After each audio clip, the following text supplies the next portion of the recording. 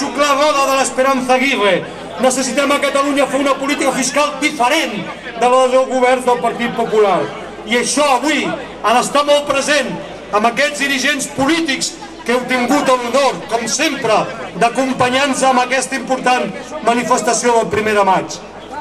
Necessitem una política fiscal justa per també avançar en el terreny de les infraestructures, per avançar en unes infraestructures com la de l'aeroport del Prat. Ens hi juguem el futur del desenvolupament de Catalunya i és segur, segur, que aquest desenvolupament es podrà desenvolupar millor si ho fem des de la capacitat de decisió, des de les institucions i la societat catalana. Amb l'aeroport del Prat es podria dir que aquells mateixos que van treure ara fa 75 anys aquella consigna tan cutre que volien que Espanya fos mejor roja que rota, ara sembla que la vulguin millor privada. Que ciutats es votarà, i es votarà amb una vergonya nacional.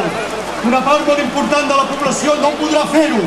Els immigrants que viuen, treballen, es sacrifiquen i fan gran aquest país. Que l'aeroport del Prat, el TGV, no som les úniques infraestructures necessàries, perquè en aquests moments els treballadors sabem la importància que per la nostra mobilitat, per la nostra qualitat de l'ocupació, té la xarxa de rodalies, el transport ferroviari.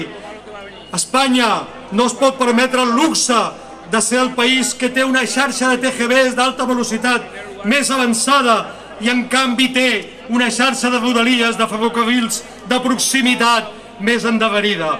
És per això que és imprescindible continuar lluitant per aquestes condicions de treball, perquè la mobilitat també afecta les nostres condicions de treball. Com afecta amb els empleats públics,